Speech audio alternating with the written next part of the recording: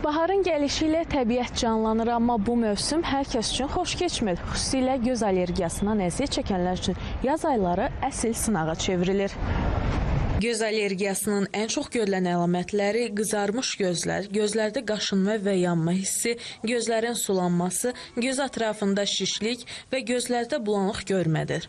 Fəsillə əlaqədar olaraq ortaya çıxan allergik xəstəliklərə biz polinoz deyirik və hansı bitkiyə həssaslıq varsa xüsusi qan analizi ilə müəyyən olunur və həmin bitkilərin çəkləndiyi periodda allergiyadan əziyyət çəkən şəxsləri həmin bitkilərlə kontaktı minimuma endirməyi təklif edirik və müvafiq olaraq müalicə tətbiq edirik. Ümumiyyətlə, göz allergiyasına səbəb olan amillərə bitki tozcuqları, kimyəvi maddələr və qoxular, göbələk sporları və kif, gün işığı və ultrabənövşəyi şüalar, ev heyvanlarının tükləri, toz və havada uçan hissəciklər aiddir. Maraqlıdır, yaz allergiyası ilə digər göz xəstəlikləri arasında hansı fərqlər var?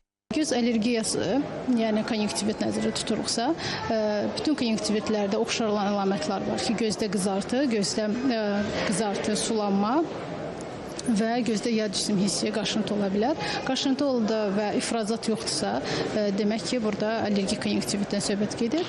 Bu simptomlarla paralel hər hansı bir ifrazat, yapışqanlı, yaxud irinli ifrazat varsa, biz o zaman bakterial və yaxud virus mənşəli konjunktivitləri bir-birlərindən ayır edirik. Yaz aylarında ortaya çıxan göz allergiyasına qarşı həkim məsləhəti olmadan öz istəyimizlə dərman istifadəsi bir müddətdən sonra asılılıq yaradır. Allergiyanın qarşısını nisbətən almaq üçün isə eynək taxmaq, əlləri tez-tez yumaq, tozlu və aktiv gün olan yerlərdə az vaxt keçirmək lazımdır.